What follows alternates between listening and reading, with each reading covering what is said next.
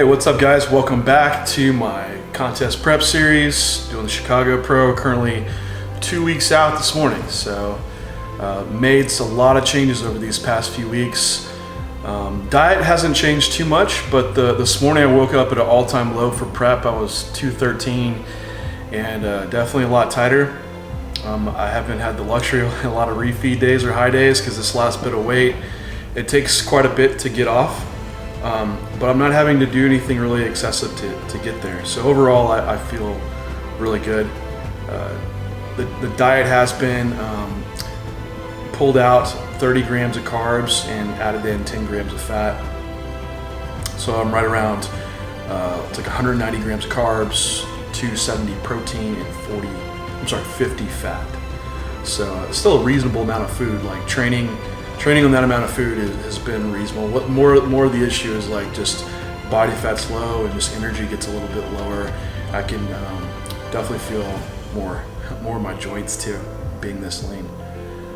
Off day diet has changed. Is what I was noticing on off days is that my weight would go up like 2 pounds. Just that much lack of activity, I would just jump up. So carbs now on my off days have dropped down to just oatmeal in the morning. The rest of the days are just meats and fats. So it's like 50 grams of carbs, 270 protein, and 60 grams of fat. And that's what I am today. So I'm taking you through an off day, which isn't going to be too exciting because I don't do a ton on my off days. For my cardio, I am just walking still outside. So I walk about 5 miles around the neighborhood, and that's been enough to keep a deficit going. I am going to go to the gym, and I'm doing some like touch-up stuff, doing abs, calves. I do some posing and maybe just a little bit of actual direct cardio just to keep pulling my weight down, and probably get, it's also a day where I might get some tanning in, and just go from there.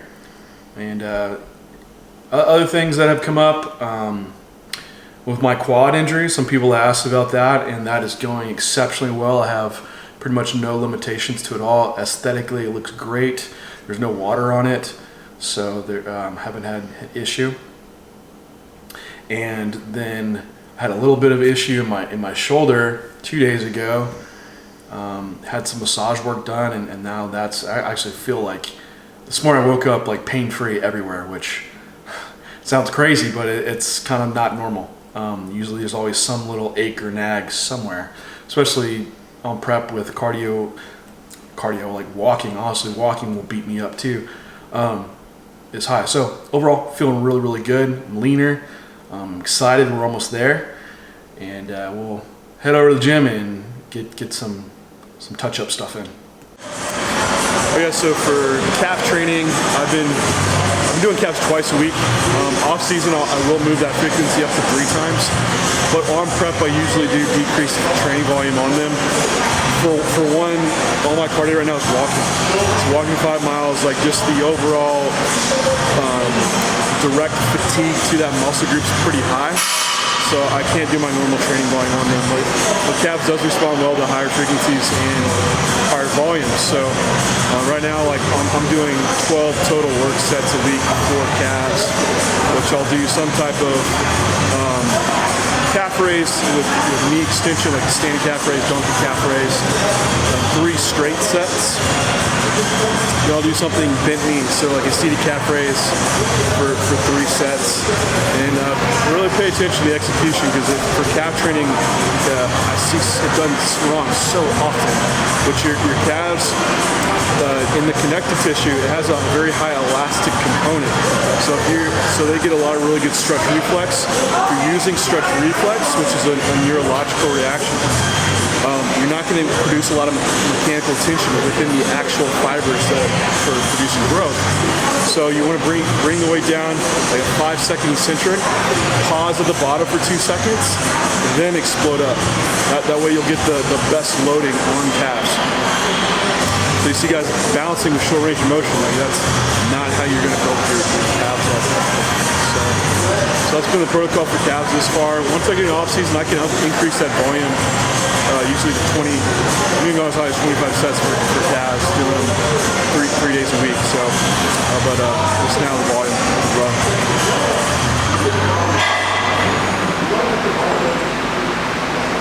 Rep-wise for donkey calf race, I'm just working up to a set of like 10 to 14 reps, something fall in there within failure. I'll just keep the weight the same and hit 3 sets total. All right, so moving on to seated calf race. Same thing, we're gonna do 3 straight sets, but my reps are gonna be higher. The soleus has a little bit more slower twitch muscle fibers, so I do move into a higher rep range for it.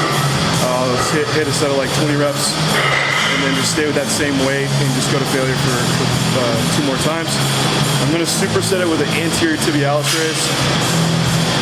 Just train the anterior tibialis, front part of your calf muscle. Same protocol on it, 3 straight sets. Hitting 20 reps in my first set and just letting the reps drop as I fatigue in the later sets. Alright guys, so moving on to ab training. This has been the biggest thing all off season that's really improved my physique. Still doing 212, I can't add too much muscle on. I have that weight restriction, but I can't improve my aesthetics, and this has been huge for me. So I trained abs 3 days a week. The 2 main moves that I was doing were hanging leg raises and some type of like either a rope crunch or like a weighted Bosu ball crunch. I do believe you can't emphasize the lower and upper abdominal, so I'd always start with the lower first, doing a hanging leg raise. What we do know, abs are gonna, if you need to build your abs, and I did, you hypertrophy muscle just like any other muscle. So you need to get effort approaching failure. You still need to hit somewhere between, hypertrophy can occur between that 6 to 30 rep mark. So I do keep the reps higher on them, because I do want more of a muscular endurance capacity as well, especially for posing. I think that's important. So what I do with my hanging leg raises is I'll do 3 straight sets of failure, just as many reps I get. And usually I'm hitting into the upper 20s in that first set and they drop thereafter. What's important on these is that you do have good loading in the eccentric phase. So a lot of people can start the movement with using a lot of iliopsoas and rec fem and don't get that full lumbar flexion. And that's what you want. You want to be trying to pull the hips up towards the sternum. So you'll watch, I'll pull my hips up and then control it back down slow. And that's when you're really going to load the rectus abdominis really well. So control your eccentrics and train abs to failure if you want to hypertrophy them. I only do ab work for the rectus abdominis. I don't do any direct oblique work because I do think you can hypertrophy your obliques that way. So I'll do this one and we'll move on to the punch.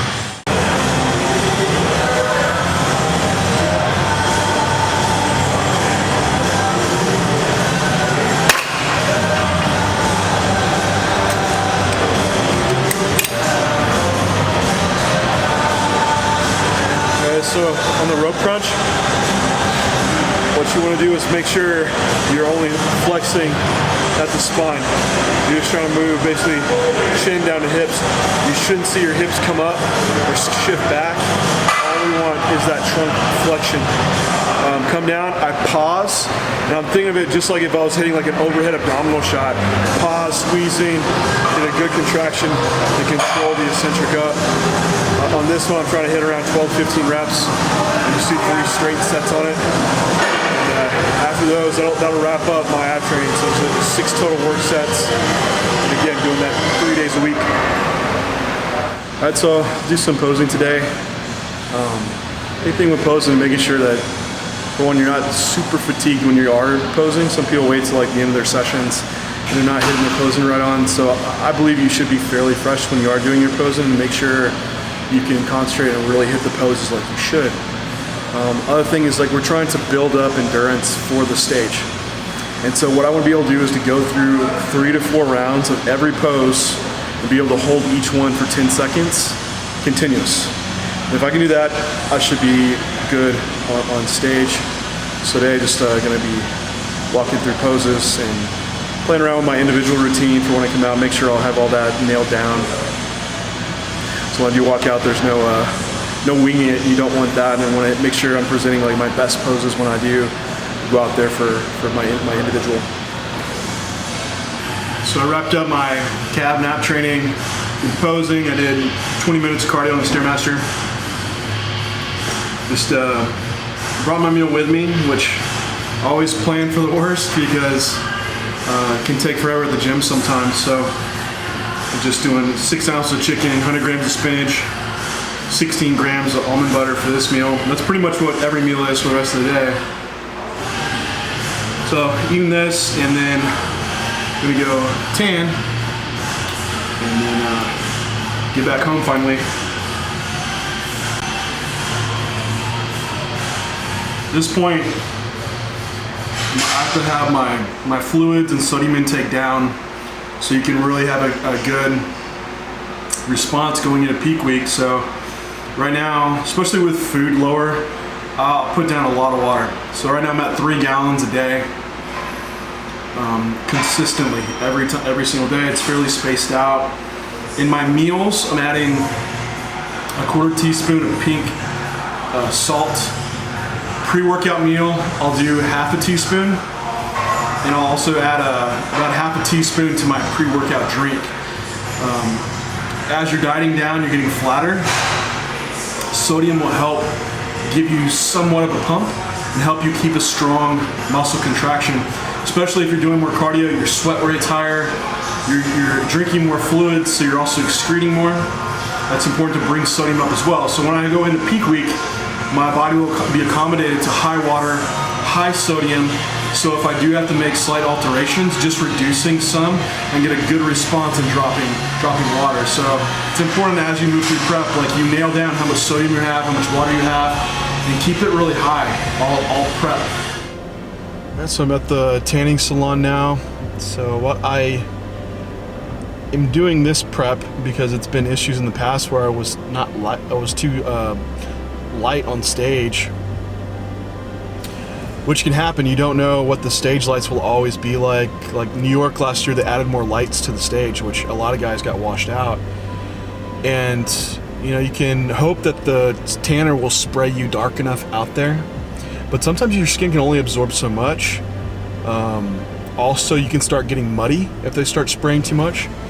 So I think if you are able to tan, it is nice to have like a base coat going in, and that's what I'm basically looking for, just something to darken me up, to even me out. So 5 weeks out, I started going to the tanning bed and just doing it like 3 days a week. And I have a prescription for Melantan type 2, so it definitely speeds up this tanning process. So I'll just do it for 4 weeks. 1 week before the show, I just cut it out because I want to make sure like I don't go in and burn myself and the skin's inflamed. And if you're peeling, going in for a spray tan the day before the show, it won't adhere either. So that's another thing you have to make consideration for.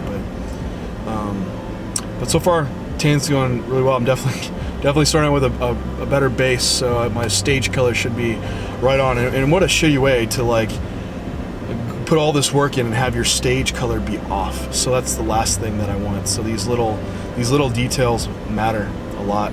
All right, guys, thanks again for watching. I always appreciate it, and we're coming up to the next video will be the show week. So that'll be my peak week. So I'll lay out the tentative peak week plan and take y'all through that and show you how we're gonna do it to make weight, and what the whole carb up, water, sodium process will be for me. Just finish up the day. I'm gonna just grill in some chicken and wrap it up. If you want to check out my off day diet, I have that posted below. Nothing too exciting. It's getting pretty basic at this point, but you're welcome to check that out. Just let me know if y'all have any questions, comments, leave them below. Happy to answer those for you guys. So thanks again for following along. We'll talk to you next time.